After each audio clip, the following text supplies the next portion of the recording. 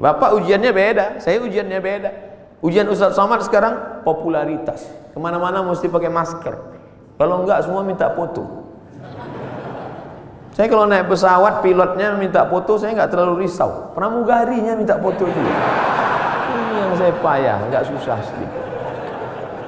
Pede sekali dia ngomong begitu.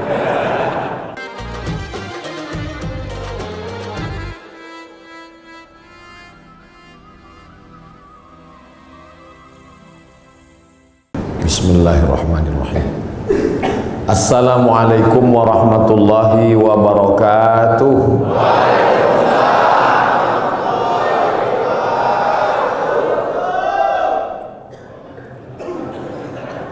Begitu kalau tentara menjawab. Alhamdulillah wassalatu wassalamu ala Rasulillah wa ala alihi wa sahbihi wa man da'a bi da'watihi wastanna bi sunnatihi ila yaumi liqa'i rabbih. Rabbi shrah li sadri wa yassir li amri wahlul 'uqdatam min lisani yafqahu qawli. Saya berceramah di tengah TNI, tentara ini rasanya sudah sering. Perasaannya ngeri-ngeri sedap. Dulu diundang oleh Komandan Korem Wirabima Riau Pekanbaru, dan biasanya mudah diingat karena mereka buat sesuatu yang khas. Itu teringat terus karena saya disuruh ceramah di atas mobil seumur-umur. Jadi ada sesuatu yang membuat kita teringat. Berganti waktu itu Pak Nurendi,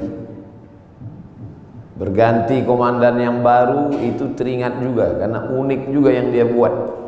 Tiba-tiba datang ke rumah saya seorang tentara, Pak Dewa namanya. Pulang saya diberitahu tadi ada tentara datang. Saya tanya ngapain? Ngambil baju. Kenapa baju saya diambil? Ini ada apa-apanya ini? Rupanya beberapa hari setelah itu dia kirim 5 baju supaya Ustaz Somad ceramah bajunya ganti-ganti. Teringat. Kemudian pula di beberapa tempat ceramah hampir dibatalkan, tidak boleh, tapi akhirnya jadi. Setelah saya telusuri, kenapa jadi? Karena Bapak Dandim berani bertanggung jawab kalau ada hal-hal nanti yang bisa membuat Ustadz ceramahnya tidak jadi. Jadi saya di kesempatan ini tak dapat disebut namanya satu persatu, ingin mengucapkan banyak terima kasih kepada TNI yang sudah memberikan kontribusi dalam bidang dakwah. Mereka tidak berceramah tapi memberikan jalan. Kata Nabi, man jahaza ghazian, siapa yang memberikan jalan untuk dakwah maka dia sama seperti orang yang berdakwah. Dan siapa yang paling mulia nanti di hadapan Allah belum tentu yang ceramah, boleh jadi kameramen. Karena mereka yang men-shoot kemudian mengupload dan ditonton orang banyak. Oleh sebab itu siapa yang paling besar pahala jasanya di hadapan Allah? Mudah-mudahan kita semua nanti melihat amal kita di hadapan Allah, dan kita bersama di masjid ini, bersama di majelis duha ini, bersama di masjid Maulid Nabi Muhammad SAW, bersama pula kita nanti di surga Jannatul Firdaus. Kalau nanti Bapak Ibu mencari-cari kenapa Ustaz Abdul Somad tidak ketemu, tidak nampak di surga, cari di ruang VVIP. Kenapa Ustaz tiba-tiba ingat VVIP? Mengingat saudara-saudara yang di atas. Mereka ini ruang VVIP. Masya Allah, tabarakallah. Mengapa saya diundang dalam acara peresmian masjid? Memang itu doa saya selalu, dan saya sampaikan di beberapa ceramah. Tolong jangan undang saya peletakan batu pertama masjid, tapi undanglah saya pada acara peresmian peletakan keramik terakhir. Alhamdulillah doa itu dikabulkan Allah Subhanahu wa taala, dan yang mengundang saya Direktur Keuangan. Bangga kita. Tidak mungkin acara apapun terjadi kalau tidak ada izin dari keuangan. Semuanya bicara uang, materi, duit. Oleh sebab itu kebanggaan luar biasa. Dan ternyata Bapak Direktur Keuangan TNI, Bapak Brigjen TNI Temas, ujungnya titel saya lupa. Beliau tidak melupakan pendahulu beliau disebutkan yang ke-17, ke-18, ke-19, ke-20. Ini yang sekarang terjadi krisis di tengah masyarakat kita, melupakan orang masa lalu. Siapa yang melupakan sejarah, maka dia sudah kehilangan pondasi, rapuh. Ini bangunan tegak berdiri karena ada pondasi. Abu Bakar Siddiq tidak mau naik ke atas mimbar di lantai 3. Mimbar Nabi itu lantainya 3, 1, 2, 3. Abu Bakar kalau khutbah di lantai 2 saja, di tangga nomor 2. Ketika ditanya kenapa tidak mau, karena yang tegak di tempat 3 ini Nabi Muhammad SAW. Ketika Abu Bakar meninggal, naik Umar tidak mau di lantai tangga nomor 2, dia tegak di nomor 1, di bawah. Ketika ditanya kenapa, karena yang layak di sini hanya Abu Bakar, yang di sini adalah Nabi. Mereka dulu begitu, orang sekarang enggak. Malah dia ganti itu tangga semua, ganti yang baru. Tidak menghormati orang masa lalu. Apa itu pendahulu itu, enggak buat apa-apa kata dia. Tapi hari ini saya sedang diajarkan, wahai Abdul Somad, hormati pendahulu, hormati orang masa lalu. Kalau bahasa Bung Karno-nya, jas merah. Jangan sekali-sekali melupakan sejarah. Walaupun TNI jasnya hijau. Oleh sebab itu maka kadang ada nasihat itu sesuatu yang diutarakan dengan lisan, lidah, kata-kata, tapi ada perbuatan, action. Dalam pepatah Arab dikatakan lisanul hal afsah min lisanil maqal. Action, perbuatan jauh lebih berkesan daripada ucapan. Mari bangun masjid, mari kita bangun masjid. Man bana masjidan, siapa yang bangun masjid, banallah mithlahu baitan fil jannah, Allah bangunkan untuknya satu tempat dalam surga. Bolak-balik saya ceramah, tapi andai ada yang bertanya, Ustaz udah bangun masjid? Belum. Tapi ada orang yang tidak pernah ngajak orang lain, tidak pernah ceramah, tapi real, nyata hari ini. Yang bisa bangun dengan uangnya, bangun dengan uang. Tidak bisa bangun dengan uangnya, bangun dengan uang orang lain.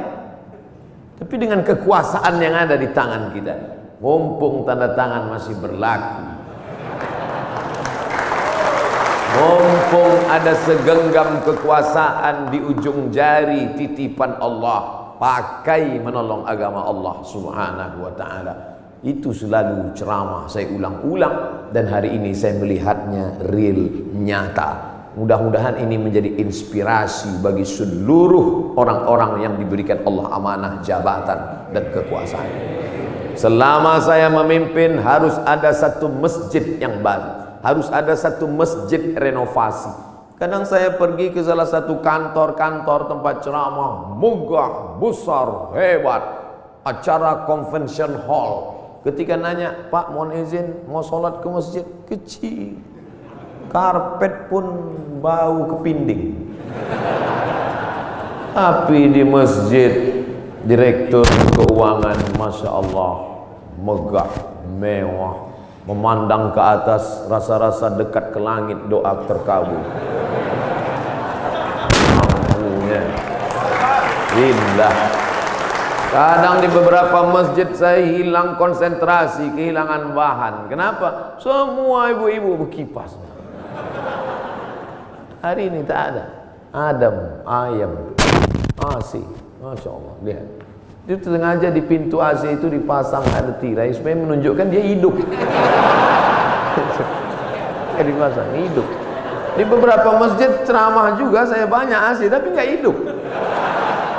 Ini hidup. Karpetnya luar biasa. Kemarin saya ceramah di salah satu provinsi, karpet tebal. Tapi sebelum naik ke atas, jamaah bisik, DKM, Dewan Kemakmuran Masjid. Ustaz, Bagus nggak karpetnya? Bagus, saya bilang. Tolong nanti penggalangan dana, masih hutang Ustaz. Tapi masjid kita tidak. Masya Allah, tabarakallah. Man bana masjidan, siapa yang bangun masjid, banallah mithlahu baitan fil jannah. Orang Islam mesti kaya, karena syarat booking tempat di surga bangun masjid. Jadi yang nggak bangun masjid Pak Ustaz, yang nggak punya jabatan, yang nggak punya harta, ya siap-siaplah di emperan kaki lima.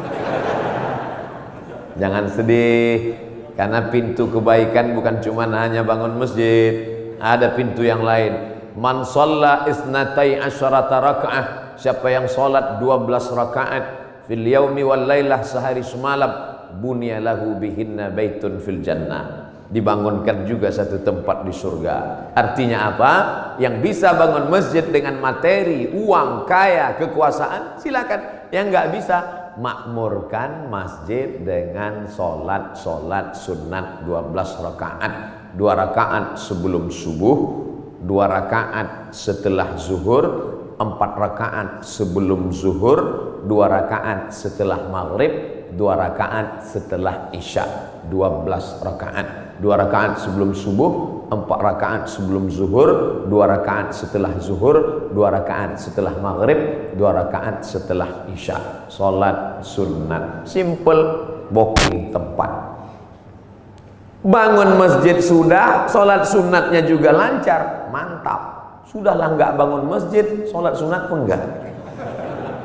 Mau tinggal di mana? Masya Allah, tabarakallah. Ditunjukkan bahwa segenggam kekuasaan bisa dipakai untuk menolong agama Allah subhanahu wa ta'ala. Ustaz Samad, ajarkan kami, ceritakan kami tentang Nabi Muhammad supaya kami merasakan bagaimana dekatnya dengan Nabi. Bapak-bapak TNI, tidak perlu saya ceritakan bagaimana kehidupan Nabi, karena yang paling bisa merasakan rasanya, gimana kira-kira perasaan Nabi saat itu adalah bapak-bapak tentara. Kenapa begitu? Karena Nabi itu kehidupannya sebagai panglima perang, panglima tentara. Nabi jadi Nabi mendapat wahyu umur 40. Berdakwah di kota Makkah 13 tahun. 40 tambah 13, 53. Memimpin perang terbesar bernama Perang Uhud di tahun kedua. 40 tambah 13, 53. Tambah 2, 55. Nabi di usia 55 tahun, Perang Badar, naik kuda dari Madinah ke Badar, lokasi perang 150 km naik kuda. Tolong cari ustadz umat Nabi Muhammad yang umur 55 tahun naik kuda 150 km. Yang bisa melakukan itu hanya tentara, yang bisa merasakan sport, yang bisa merasakan naik kuda. 1 jam naik kuda sama dengan 1000 kali push up. Jadi kalau 150 km ditempuh Nabi usia 55, berarti 3000 kali push up. Siapa yang bisa melakukan itu? Saya nggak bisa. Saya ceramahnya aja mungkin bisa ikut Nabi, khutbahnya mungkin, tapi untuk melakukan seperti yang dilakukan Nabi Muhammad SAW, orang yang amat sangat sehat. Nabi umur 55 tahun memimpin perang 150 km, naik kuda 3000 kali push up menurut ilmu kesehatan. Hari ini apa yang dilakukan umat Muhammad umur 55 tahun? Membawa map ngurus pensiun. Jadi yang paling bisa merasakan itu adalah rasa sehatnya, rasa fit fisiknya, rasa kekuatannya. Iyalah, dia kan Nabi, kami kan manusia biasa. Ayatnya sudah dibacakan tadi. Wa ma Muhammadun illa rasul. Muhammad bukan Tuhan, Muhammad bukan malaikat, dia hanya seorang rasul. Qad halat min qablihir rusul. Rasul-rasul sebelum dia meninggal. Adam, Idris, Nuh, Hud, Salih, Ilyas, Ilyasa, Zakaria, Musa, Ibrahim meninggal dunia. Satu diangkat, Isa alaihissalam akan diturunkan di akhir zaman untuk menegakkan agama Allah Subhanahu wa taala. Tapi yang jelas bahwa sebagian nabi itu meninggal, mati, dicabut Allah nyawanya. Dia manusia biasa. Allah tidak kirim malaikat. Seandainya Allah kirim malaikat ke atas dunia ini, orang akan berkata, yalah dia bisa buat gitu, dia kan malaikat. Tapi kita semua bisa berkata, dia manusia, saya manusia. Dia sehat, saya sehat. Mohon maaf Ustadz Somad, tadi saya terlambat menyambut selamat datang karena olahraga dulu. Begitu kata Bapak Direktur tadi. Dan di sini ada olahraga memanah, ada pula olahraga berkuda. Memanah, berkuda, persis seperti yang dipesankan. Alimu auladakum, ajarkan anak-anak kamu as-sibahah, berenang, ar-rimayah, memanah, warukubal khail, berkuda. Cuman yang saya heran, kenapa yang disebutkan cuman memanah dan berkuda? Berenangnya mana? Ternyata tentara tidak perlu disebut berenang, karena kalau tidak lulus berenang tak mungkin lulus jadi tentara.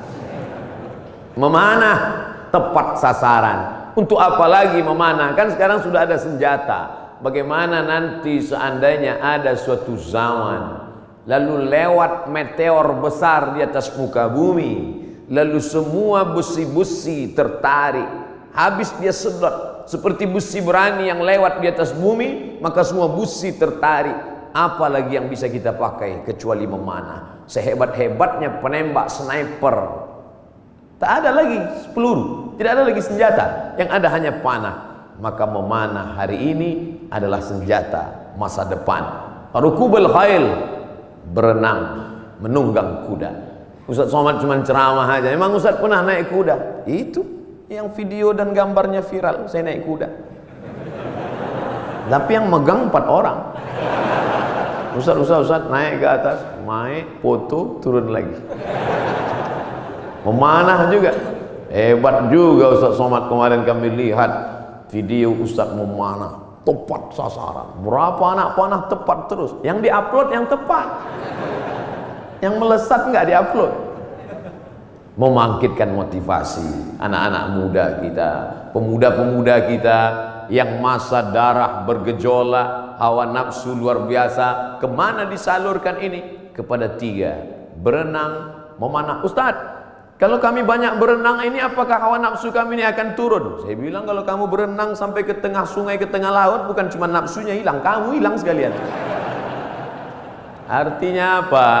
Islam tidak membunuh hawa nafsu, tapi hawa nafsu disalurkan dalam bentuk olahraga. Jadi jangan bayangkan Nabi Muhammad itu hanya duduk berzikir, baca Quran, lalu ketika datang orang cerita mati. Bukan begitu Nabi itu. Nabi itu panglima perang, strateginya luar biasa.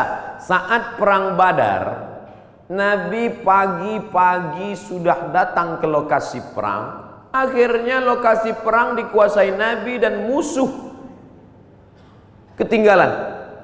Kenapa Nabi awal? Nabi awal datang menyusun pasukannya di tempat matahari terbit. Karena Nabi pasti duluan, karena sebelum azan subuh dia sudah tahajud. Badannya sehat, habis tahajud witir, habis itu sholat subuh, langsung dia susun barisan. Datang pasukan musuh, sudah kehabisan tempat, sudah di booking duluan. Nabi susun barisan di matahari terbit. 1-0 sudah kena. Kenapa? Karena kalau disusun pasukan di matahari terbit, maka mata musuh silau. Mata yang silau tidak nampak di mana anak panah, di mana tombak, di mana pedang. 1 sudah kalah. Lalu kemudian dari mana Nabi tahu jumlah pasukan?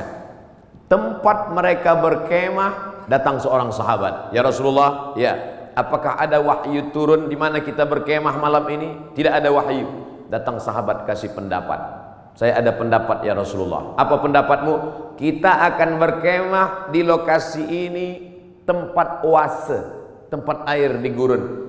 Karena dengan menguasai oase, musuh akan kehabisan air minum, karena mereka datang 500 km dari kota Makkah, Madinah, dan sampai di Badar. 2-0 musuh kalah sebelum perang. Apakah Nabi ketika itu datang anak buah sahabat, ya Rasulullah, ini saya ada ide kamu jangan pakai, saya cukup dari Jibril aja. Nabi sebagai pimpinan mendengar saran dari bawahan, padahal dia menerima wahyu dari Allah Subhanahu wa taala. Poin yang ketiga, Nabi SAW tahu berapa jumlah musuh. Hebatnya strategi intelijen Nabi. Bagaimana caranya?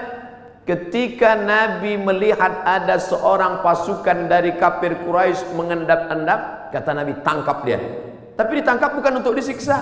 Kebetulan yang mereka tangkap ini adalah tukang masak yang mengambil air. Ditangkap, ditanya oleh Nabi, berapa jumlah pasukan kalian?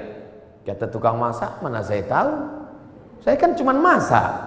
Masa pasukan itu kan yang tahu pimpinan.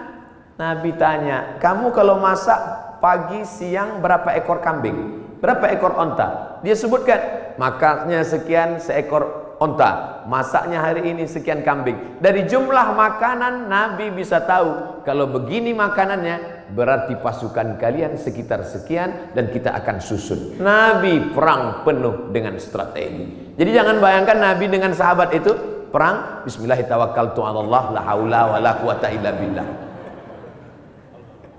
Al-haqqu bila nizam yaghlibuhul batil bin nizam. Kebenaran yang tidak dimanage dengan manajerial yang baik akan dikalahkan oleh kebatilan, tapi diatur dengan manajerial yang baik. Nabi strategi cari tempat, dia menang. Strategi awal susunan barisan, dia menang. Strategi berapa jumlah pasukan musuh, dia menang. Setelah siap strateginya, baru dia berdoa di tengah malam. Saat dia berdoa itu dari Isya sampai subuh, datang Abu Bakar tengah malam mendekati Nabi. Hasbuka ya Rasulullah, wahai Nabi Muhammad, cukuplah berdoa itu, berhenti, doamu pasti dikabulkan Allah. Tetap dia berdoa sampai subuh. Lengkap persiapan mental, spiritual, kecerdasan intelijensia otak, dengan kelembutan hati berdoa. Hari ini orang hanya berdoa tanpa berusaha, berusaha tanpa berdoa sombong, berdoa saja tanpa usaha pesong. Pesong bahasa Melayu gila.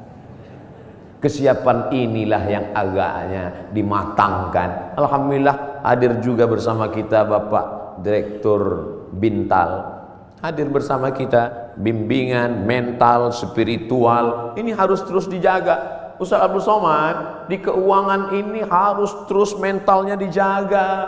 Kenapa begitu Pak? Tantangannya luar biasa. Tantangan apa? Duit. Kalau diawasi kamera CCTV, ada masanya kabelnya dimakan tikus.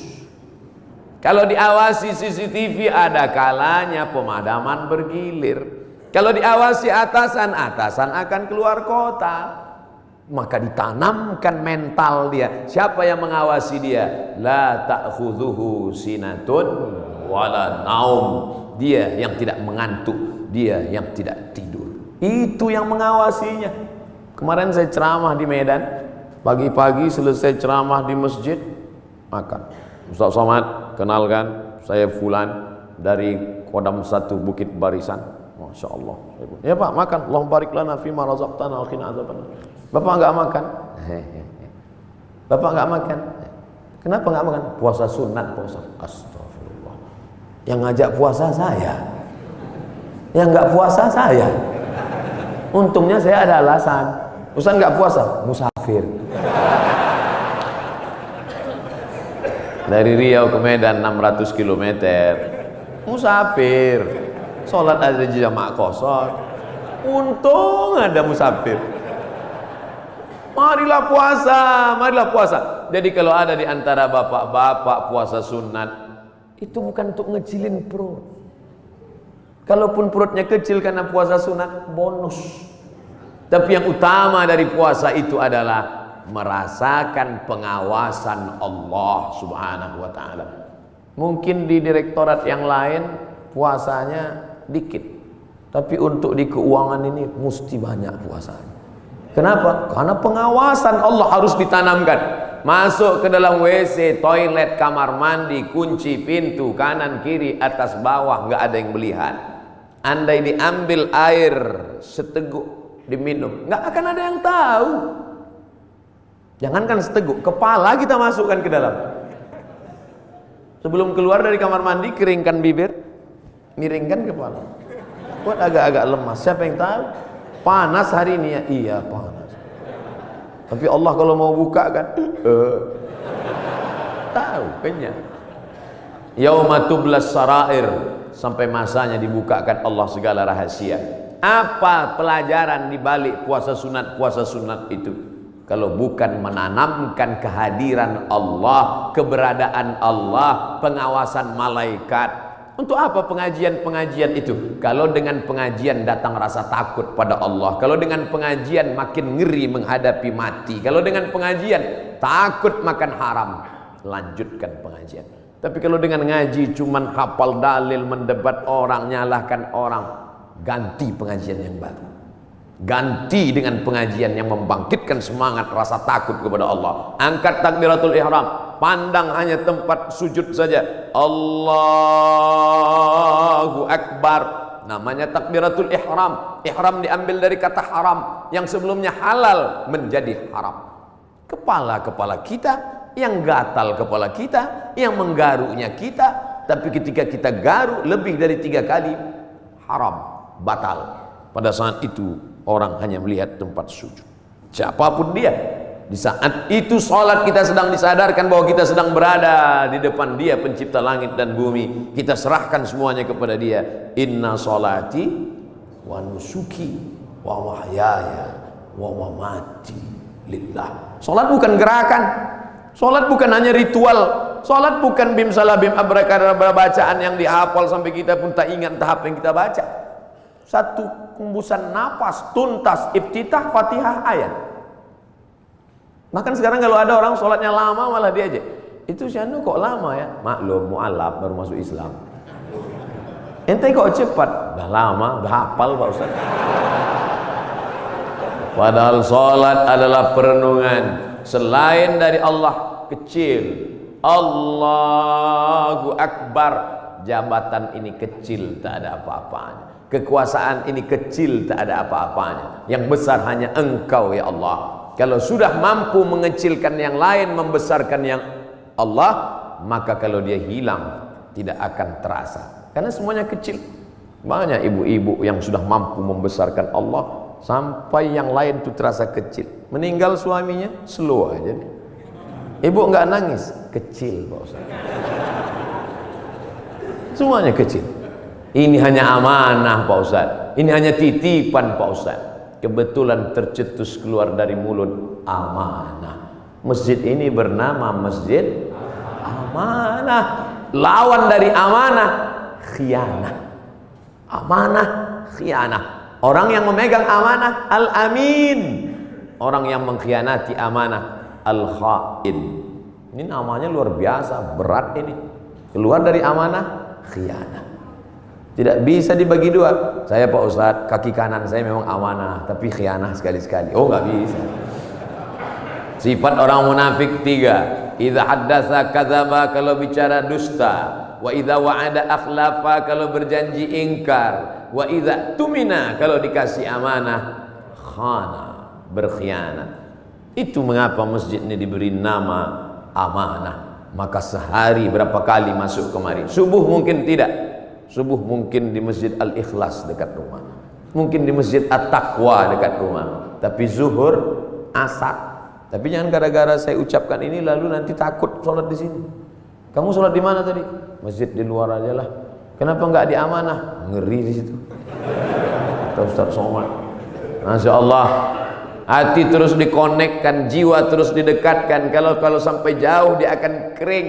Bahwa kita semuanya lahir membawa iman ya.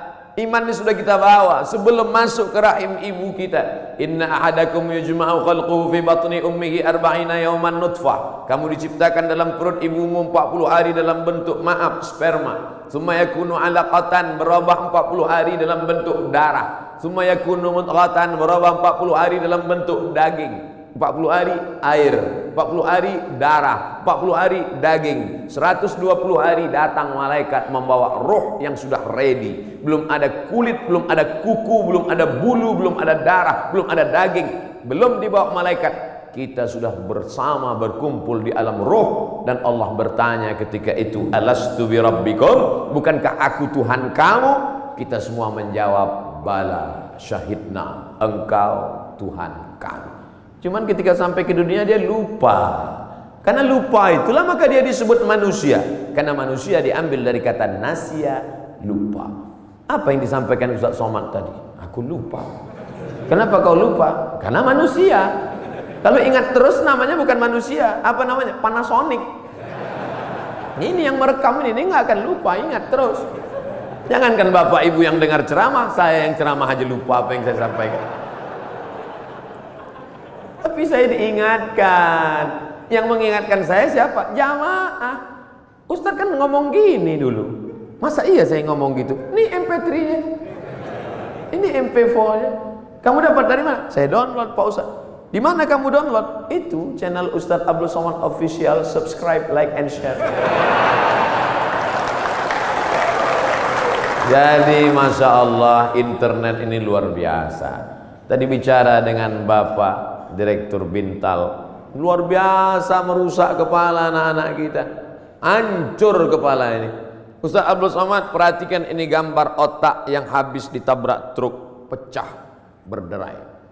Yang ngundang saya ini psikolog, ibu-ibu. Ustaz, sebelum Ustaz ceramah coba lihat gambar ini, hancur berderai kepalanya. Yang ini Pak Ustaz, kepalanya utuh, sehat, tapi isinya hancur sama seperti ini. Kok bisa begitu? Karena website, karena internet. Tapi saya tidak bisa salahkan juga semua internet. Karena orang kenal saya dari internet. Mencaci maki saya juga di internet. Oleh sebab itu maka pisau internet bermata dua, satu ke atas, satu ke bawah. Dipotongkan ke ayam, bagus.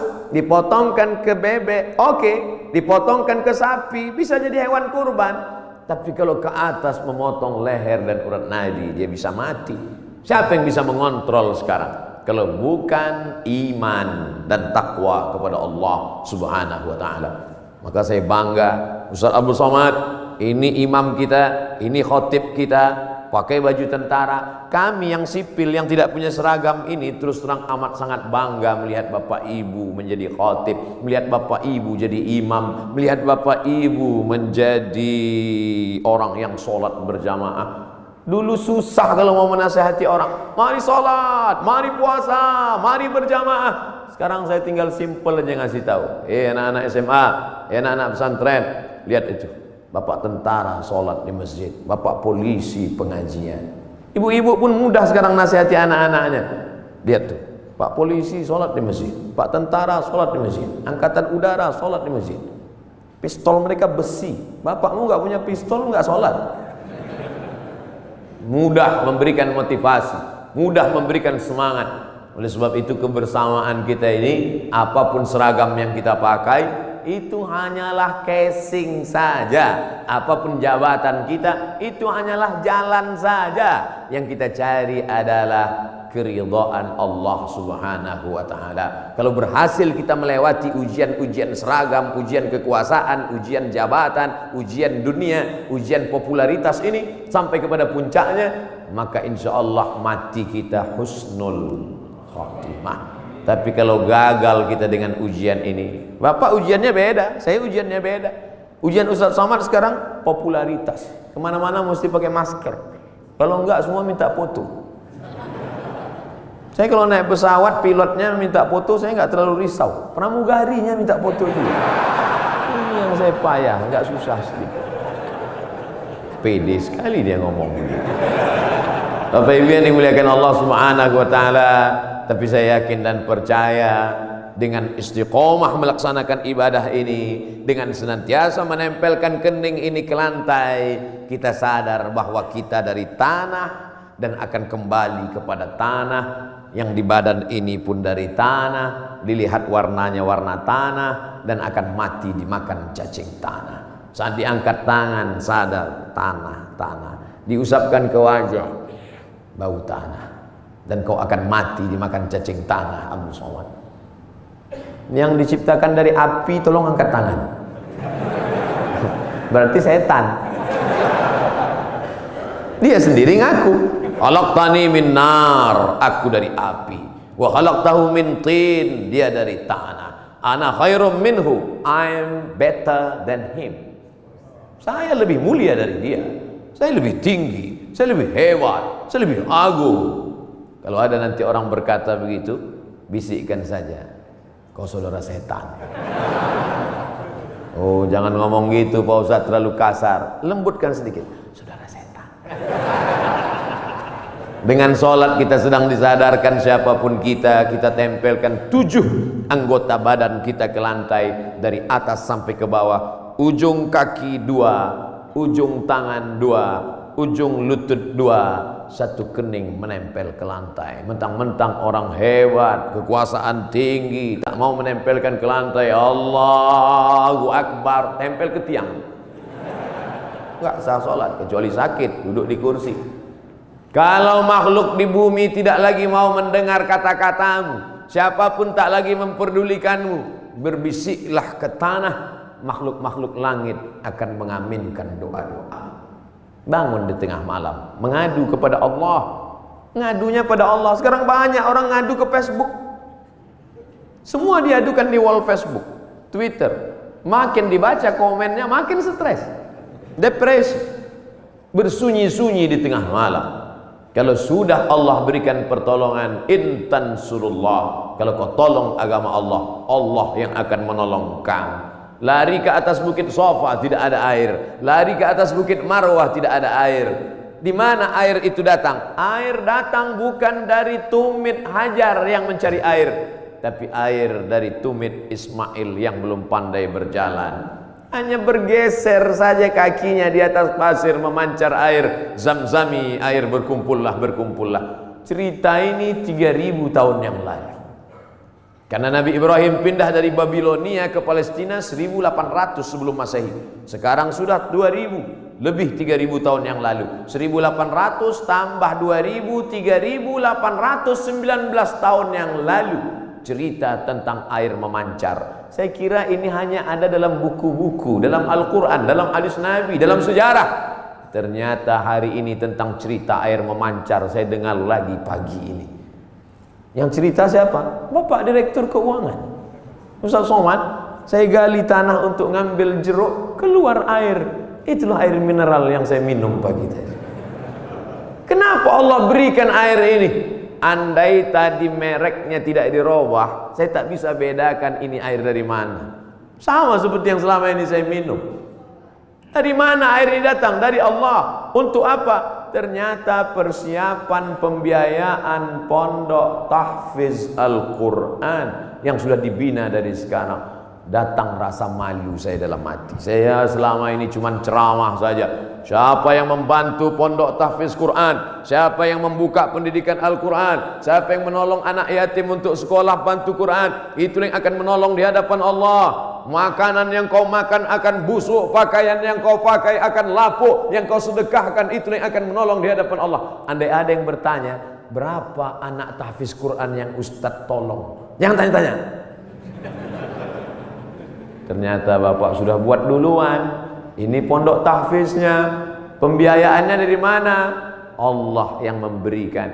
Makin kuat keyakinan saya. Lama-lama saya bingung. Saya datang kemari ini ceramah atau belajar? Ternyata ada ilmu yang ditulis di atas kertas, tapi ada ilmu yang datang dari Allah langsung real nyata. Intan surullah, kalau kau tolong agama Allah, yansurkum, Allah akan menolong kamu. Ayat itu dari kecil saya sudah hafal. Ayat itu saya pelajari di Al-Azhar Mesir. Tapi kalau ditanya mana buktinya nyata, itu Allah menolong Nabi Muhammad. Apa kata? Itu kan Nabi. Mana real yang nyata sekarang? Hari ini saya mendengarkan ceritanya, kisahnya. Hari ini saya nampak real dengan nyata. Kalau kau tolong anak yatim, kau tolong pondok tahfiz Quran, kau tolong orang menghafal Quran, Allah akan menolong engkau. Sumber air mineral yang lulus lembaga badan pengawasan obat dan makanan menyatakan air ini layak. Siapa yang memberikan? Innama amruhu idza arada syai'an ayaqula lahu kun fayakun. Ternyata tolonglah agama Allah ini. Jangan pernah takut dan jangan pernah cemas. Kadang-kadang kalau terlalu banyak orang menakut-nakuti kita, kita jadi takut juga. Kita sudah berani, tapi karena ditakut-takuti orang, kita pun jadi takut juga. Ini Ustaz cerita tentang siapa? Tentang saya. Saking banyaknya yang membuli kita, kita jadi cemas juga lama-lama. Tapi rupanya semakin banyak cerita kita dengar tentang turunnya pertolongan Allah. Ala inna nasrallahi qarib. Yakinlah pertolongan Allah itu dekat. Jangan pernah takut dengan akhir masa pensiun, nanti saya akan makan apa, nanti saya... Berapa banyak orang berpikir nanti pensiun makan apa, malaikat maut datang malah sebelum pensiun. Malaikat maut tidak pernah datang melihat akte kelahiran. Berapa banyak orang sehat mati mendadak, yang divonis mati, nggak mati-mati. Saya berapa kali ketemu ceramah dalam pengurus masjid, Ustaz Somad, nanti habis ceramah kita makan ya. Oke. Bedanya kalau di masjid lain setelah ceramah baru makan. Di kantor keuangan TNI sebelum ceramah udah makan duluan. Tabarakallah. Ketika selesai makan, kata Pak Ketua Dewan Kemakmuran Masjid, Ustaz Somad, saya ini sudah divonis, kata dokter, kena jantung koroner, harus dibelah urat kaki naik ke atas. Terus saya takut Pak Ustaz ngelihat ayam potong dibelah. Jadi ya saya nggak dioperasi. Katanya berapa lagi umur Bapak? 2 bulan Pak Ustaz. Terus udah 2 tahun nggak mati-mati. Bukan saya ngatakan Bapak Ibu nggak usah cek. Saya tetap medical check up, tetap ke rumah sakit, tetap tanya dokter. Termasuk kurusnya saya ini pun saya sudah konsultasikan ke dokter. Apakah saya ini sakit Pak Dokter? Kata dokter di Batam, Ustadz Somad, Ustadz kalau mau lebih berwibawa tambah beratnya dikit. Gimana Pak Dokter? Minum susu kental manis 3 kali sehari. Pagi segelas, siang segelas, malam segelas. Sebulan akan naik sekian kilo. Oke Pak. Sebulan saya minum, timbang tetap. Saya tanya, Pak Dokter, sudah saya minum kok nggak nambah? Kata dia, Ustadz terima aja, berarti sudah takdir Allah SWT. Yang penting saya sehat. Ini saya ceritakan supaya Bapak Ibu tidak terlalu memaksakan diet ingin seperti saya. Bapak gemuk, yang penting sehat. Ibu bapak yang penting sehat, beribadah. Apapun judulnya, hidup ini adalah ibadah. Karena tujuan Allah menciptakan kita, wa ma khalaqtul jinna wal insa illa liya'budun, ibadah. Cuman kekeliruan kita memahami ibadah terlalu sempit. Salat, zakat, puasa, haji, baca Quran, cuman itu ibadah. Padahal di kantor dari jam 8 pagi sampai jam 4 sore adalah ibadah. Kalau dipahami ini, ngurus keuangan negara, TNI ini adalah ibadah ringan, dan kita tidak akan mungkin curang. Sebagaimana kita jujur dalam sholat, sebagaimana kita jujur saat di Masjidil Haram, begitulah kita jujur di kantor kita, karena pekerjaan kita adalah ibadah. Tapi jangan dibalik. Nanti pas azan zuhur, Allahu Akbar, Allahu Akbar, tetap buat laporan. Loh, ente nggak ke masjid amanah? Ibadah. Ini harus diluruskan juga. Ada ibadah mahdhah yang pure original, memang ibadah, ada rukunnya, ada syaratnya, ada wajibnya, ada sunatnya, memang ibadah. Sholat, puasa, itu ibadah. Tapi ada aktivitas sehari-hari bernilai ibadah. Ustaz, Allah itu nggak adil loh Pak Ustaz. Loh, kamu bilang Allah nggak adil, bisa kafir, bisa murtad. Masa laki-laki enak bisa puasa sunat, laki-laki bisa zikir, laki-laki bisa baca Quran. Kami Pak Ustaz 9 bulan 10 hari nggak bisa ibadah. Ibu, hamil itu pun ibadah. Hamil itu ibadah, karena akan melahirkan anak-anak yang soleh. Sejak itu alhamdulillah ibu-ibu sudah punya jawaban. Kalau ada atasannya nanya, kamu ini sebentar-bentar cuti hamil, apa ini? Ibadah. Malah anak itu adalah ibadah yang tidak akan putus. Kalau ada di antara bapak yang rajin sholat duha, meninggal dunia, putus. Yang rajin baca Quran, meninggal dunia, putus. Tapi ada ibadah yang tidak putus. Waladun salihun, anak yang soleh. Apa tidak bangga Abdul Somad pagi ini? Anak tentara, hafal Quran, sekolah di Yordania, ngomong dengan Ustaz Somad bahasa Arab. Untung saya masih ingat bahasa Arab. Saya sudah pulang dari Arab 2006, 4 tahun di Mesir, 2 tahun di Maroko, S3 di Sudan. Saya cerita ini untuk ngasih tahu bahwa saya bukan Ustaz kaleng-kaleng itu.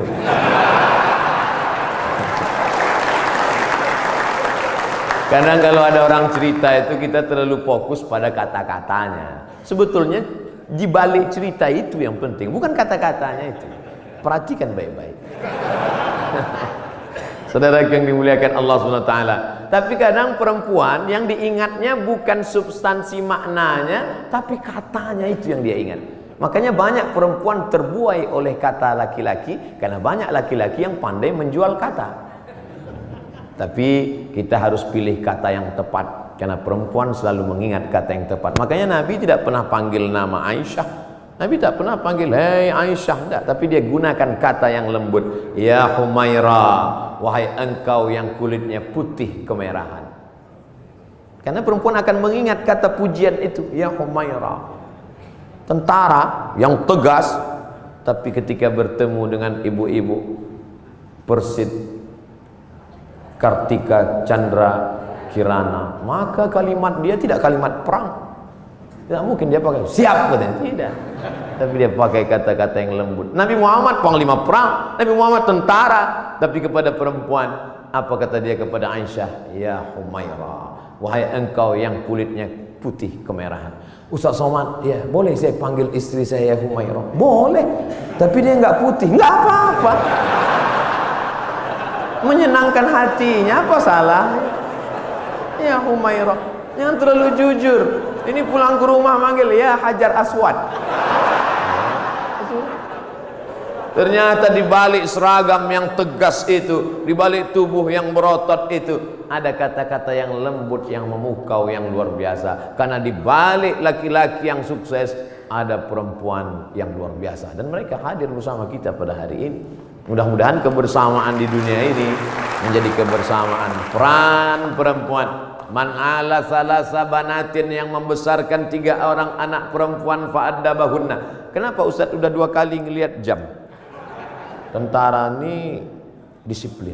Makanya saya udah dikasih tahu, Ustaz akan sampai jam sekian, sarapannya sampai jam sekian, foto-foto sampai menit sekian, peresmian jam sekian, ceramah jam sekian. Dan saya memang dari dulu disiplin. Di mana-mana ceramah 60 menit sesuai yang tertulis di botol 600 ml. Nggak pernah lebih, nggak pernah kurang. Tadi saya mulai jam 8.15, akan berakhir jam 9.15. Tapi ternyata ceramah di depan Bapak Ibu hari ini, waktu terasa begitu cepat berlalu. Sudah jam 9:05, 10 menit lagi berakhir.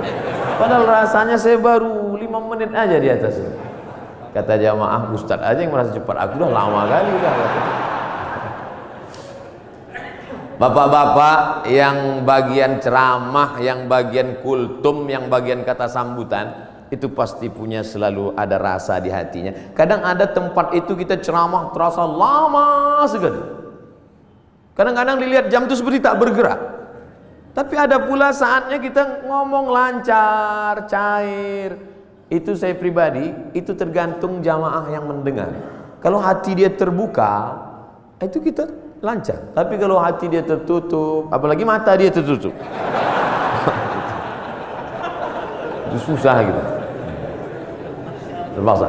Saya terus terang Bapak Ibu, ceramah ini dari pulang Maroko 2008, sekarang 2019, 11 tahun sudah masuk kantor, keluar kantor, kantor dinas, kantor badan, kantor polisi, kantor tentara, dari mulai Polres, Polsek, Polda, jumpa Pak Kapolri, jumpa dari mulai kan, mulai Dandim, Danrem sampai jumpa semua. Macam-macam udah saya rasakan.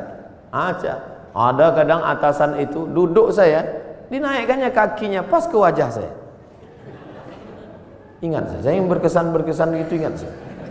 Sampai mati saya nggak mau datang lagi. Ustadz dendam nggak? Ingat aja. Nah, spin. Pernah juga saya pas ceramah, saya sedang ceramah, mereka cekikikan di belakang, kiki. Lalu saya tutup aja, demikianlah tahu saya ini, saya pun pulang. Mereka nanya sampai ke parkir, kenapa Ustadz, ada apa? Saya bilang, la tu'alliqil jawahir fi a'naqil khanazir. Jangan gantungkan permata di leher babi. Karena babi tidak bisa membedakan mana pasir, mana permata, mana rambut, mana ijuk, mana rumput, mana ilalang, mana padi. Dia tak bisa bedakan.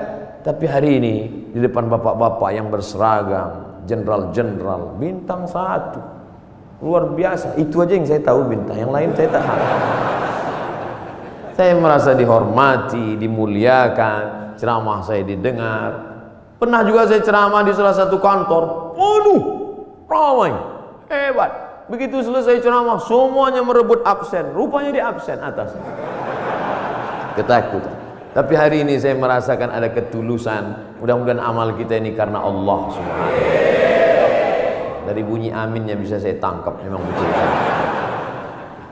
Jadi bahwa masjid ini sudah diresmikan, sudah dibuka, sudah dilaksanakan sholat berjamaah, nikmat terbesar.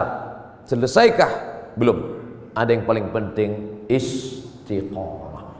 Tapi ketika saya ceramah tentang istiqomah, marilah kita istiqomah. Selesai ceramah, datang panitia, Ustaz terlalu banyak nyebut istiqomah. Istiqomah sudah punya suami Pak Ustaz. Istiqomah yang kita maksudkan adalah angin datang, ombak memecah, angin puting beliung, tapi kita tetap melaksanakan sholat berjamaah. Karena ini yang bisa menolong kita. Yang lain tak bisa menolong saat malaikat maut mencabut nyawa. Yang bisa meringankan itu hanyalah la ilaha illallah Muhammadur Rasulullah. Yang belum membuat apa yang sudah dibuat, ini menjadi inspirasi. Mesti ada dalam hati berniat, kalau aku punya jabatan itu nanti, kalau aku punya harta itu nanti, kalau aku punya tanda tangan itu nanti, aku akan buat seperti ini. Jangan diucapkan, takut tergigit lidah, camkan dalam hati. Kalau nanti aku bisa begini, aku akan sekolahkan anak yatim. Aku terinspirasi dengan ceramah Ustadz tadi, ternyata Allah tolong rezeki berlimpah kalau sekolahkan anak yatim. Pulang dari sini jam 4, jam 5 nanti sore, mampir ke panti asuhan, tanya, saya belum bisa buat panti di rumah, tolong ke sini. Berapa anak yatim di sini Bapak panti, saya mau ngasih beras kemari. Untuk semuanya Pak? Enggak, 3 kilo aja. Kebetulan kita baru mampunya segitu, jangan paksakan lebih dari kemampuan. La yukallifullahu nafsan illa wus'ah. Beramal ini kalau mau ditunggu nantilah sholat sunat, setelah ini agak ringan, tidak akan pernah. Bersedekah pun begitu. Saya nantilah sedekah Pak Ustadz setelah kepribadian saya mapan, punya rumah pribadi, mobil pribadi, kebun pribadi. Nantilah Pak Ustadz setelah anak kuliah, ternyata biaya kuliah makin tinggi. Nantilah setelah anak kerja, ternyata setelah kerja persiapan untuk nikah. Nantilah setelah anak punya anak, ternyata cucunya lebih banyak lagi biaya. Sampai mati kita tidak pernah beramal. Mumpung masih sehat, sempat-sempatkan. Mumpung masih ada, sempat-sempatkan. Mungkin yang kecil itulah nanti akan menolong kita di hadapan Allah Subhanahu wa ta'ala. Abdul Somad diminta bercerita tentang Nabi Muhammad dalam waktu 60 menit. 63 tahun mau diceritakan 60 menit. Bahasa Arabnya mustahil. Impossible, tidak mungkin itu. Oleh sebab itu kita gunakan telinga, datang pengajian, ceramah, tausiah, maulid. Wal basar, mata, baca buku. Saya anjurkan di bulan maulid ini beli buku sejarah Nabi, macam-macam. Saya pernah diberi oleh Bapak Dirintel, judulnya Intelijen Nabi. Bagus. Jadi yang dibaca itu khusus aspek intelijen Nabi. Saya pernah juga diberi buku, tapi untuk buku umum yang bahasanya simple, sederhana, judulnya Ar-Rahiq Al-Makhtum. Tidak diterjemahkan ke bahasa Indonesia judulnya. Memang itu judulnya, Ar-Rahiq Al-Makhtum, tapi isinya bahasa Indonesia. Ditulis oleh seorang pemenang Nobel Sejarah Islam Internasional dari India, namanya Syekh Safiur Rahman Al-Mubarak Furi. Dulu bukunya saya beli 44.000, soft copy, soft cover. Kalau harganya naik bukan tanggung jawab saya. Beli. Nanti kita mati, anak kita buka lemari, menangis dia melihat buku, ternyata papa meninggalkan buku tentang Nabi. Pertama dia nangis karena ada warisan tentang Nabi. Yang kedua dia nangis bukunya masih di sampul plastik. Tapi nggak apa-apa. Tanamkan cinta Nabi pada anak-anak kita, supaya sebesar apapun jasa kita, anak kita lebih hormat Nabi daripada kita. Kenalkan anak kita dengan Nabi. Tadi sebelum kemari saya ketemu dengan sahabat-sahabat dari artis. Kalian tidak bisa ceramah, buat film animasi, buat film cerita tentang Nabi. Nusa dan Rara, cerita tentang Nabi untuk anak-anak kita. Kan nggak mungkin anak-anak itu saya ceramah Nabi. Kumpulkan anak 5 tahun, saya ceramah Assalamualaikum Rasulullah, nggak peduli mereka. sesuai dengan bahasa mereka masing-masing. Ibu-ibu dengan video pendek share di grup-grup WhatsApp, anak-anak dengan video-video animasinya, bapak-bapak dengan ceramah khutbah Jumatnya. Tapi yang paling penting adalah perbuatan kita, tindak tanduk kita mencerminkan Muhammad sallallahu alaihi wasallam. Biasanya Ustaz Somad kalau ceramah itu pakai poin 1, 2, 3. Di sini tidak, karena saya berhadapan dengan jamaah yang smart. Ustadznya Somad. Jamaah sudah bisa menyimpulkan sendiri. Apalah kesimpulan ceramah Ustaz Somad tadi? Kesimpulannya adalah hidup adalah ibadah. Maka setiap detak jantung, hembusan nafas, langkah kaki, ayunan tangan, bisikan telinga, kedipan mata, semuanya mesti bernilai ibadah. Kalau bergerak, geraknya adalah zikir. Kalau diam, diamnya adalah fikir. Berzikir dapat pahala, berpikir pun dapat pahala. Makanya kalau ada teman di sebelah dari tadi diam aja, berarti dia sedang berfikir. Sampai meleleh Pak Ustaz. Waktu-waktu kosong diisi dengan Allahumma salli ala sayyidina Muhammad wa ala ali sayyidina Muhammad. Allahumma salli ala sayyidina Muhammad wa ala ali Muhammad. Allahumma salli ala sayyidina Muhammad wa ala Muhammad. Ketika terjadi tsunami, dicarilah makam-makam yang tertimbun. Ada satu makam belum dikebumikan, jasad di balik-balik kayu batu ditemukan jasad seorang tentara masih berbaju seragam. Sudah seminggu jasadnya tidak busuk, utuh. Semua orang heran, dia bukan ustadz, bukan penghafal Quran, manusia biasa. Apa yang membuat jasadnya tidak busuk, harum semerbak? True story, kisah nyata. Dicari teman-temannya, apa yang membuat? Dia tidak pernah mau membicarakan aib orang lain. Setiap ada orang-orang cerita aib, dia pergi atau diam dan selalu berzikir. Allah jaga jasadnya dari cacing tanah, Allah jaga jasadnya dari bakteri sehingga tidak tercium bau aroma bangkai, karena dia selalu menjaga aib orang lain.